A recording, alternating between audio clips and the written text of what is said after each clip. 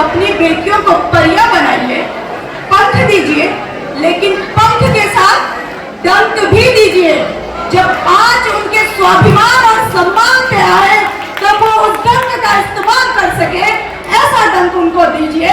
और आज के समय में जो बेटियों पे हो रहे अत्याचार है, वो किसी सरकार के भरोसे न बैठे, उनका अपना सिस्टम होना चाहिए, उनका ऐसा सिस्टम होना चाहिए कि वो रोक दे, ऐसा सिस्टम होना चाहिए। हम बोलते हैं फलानी बेटी के साथ ये हो गया, उस सरकार ने ये नहीं किया। अरे आपने क्या किया? बेटी को क्या परवरिश दे रहे हैं? आप सिखाते हैं कि आपकी बेटी को अगर कहीं पे कोई कुछ बोलता है तो प्रति उत्तर दिया जाए, नहीं ना? तो उनको डंक दीजिए, पापा की परियों के मीन्स मत बनाइए। अब सुनिए, मैं कहती हूँ कि कुछ मंचलों की भी बात होनी चाहिए, कुछ मंचलों की भी बात होनी चाहिए। रूह कांप उठे उनकी, हमारी ऐसी आवाज होनी चाहिए। रूह कांप उठे उनकी, हमारी ऐसी आवाज होनी चाहिए। और मौन रहकर कुछ हुआ होता तो दुष्कर्म थम गया होता। क्यों सर, सही कह रहे? मौन रहकर कुछ हुआ होता तो दुष्कर्म थम गया होता।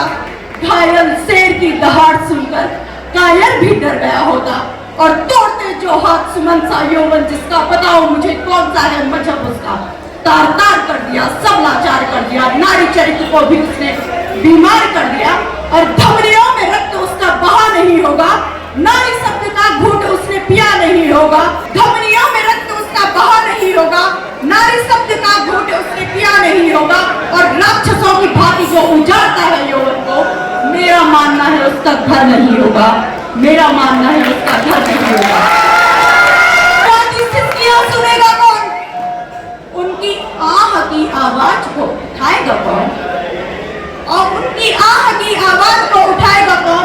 और बात सिर्फ कहने भर की नहीं है। मैंने पहले कहा है कि बेटियां अपना सिस्टम खुद बनाए, सिस्टम में मत डिपेंड रही। कि उनकी आह की आवाज को उठाएगा कौन?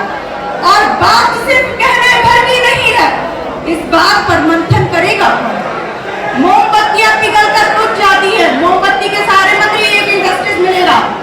मोमबत्ती पिघलकर बुझ जाती है, न्याय की सांस भी थम जाती है। और आस में डूबे माँ बाप फिर कम तोड़ जाते हैं। जब फूल बगिया का कोई गायब फिर से लौट जाते हैं।